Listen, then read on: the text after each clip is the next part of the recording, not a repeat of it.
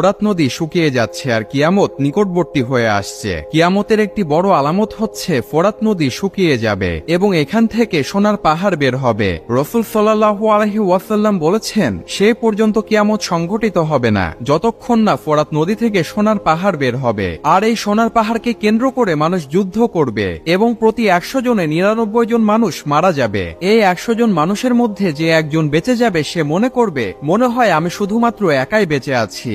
রাসূল সাল্লাল্লাহু আলাইহি ওয়াসাল্লাম বলেন, ফোরাত নদী থেকে যখন স্বর্ণের পাহাড় বের হবে সে সময় যে ব্যক্তি সেখানে উপস্থিত থাকবে সে যেন তা থেকে কোনো কিছু গ্রহণ না করে। আর এই ফোরাত নদীর পানি 1999 সাল থেকে শুকাতে শুরু করেছে। যে এক সময় এই ফোরাত নদীর পানির গভীরতা এত পরিমাণের ছিল, সেই গভীরতার পানি আজ কমতে কমতে শুকিয়ে প্রায় শেষের পথে। 2024-এ সে ফোরাত নদীর দিকে তাকিয়ে দেখলে বোঝা যায় রাসূল সাল্লাল্লাহু আলাইহি ওয়াসাল্লামের ভবিষ্যৎবাণী অতি দ্রুত সত্য হতে চলেছে।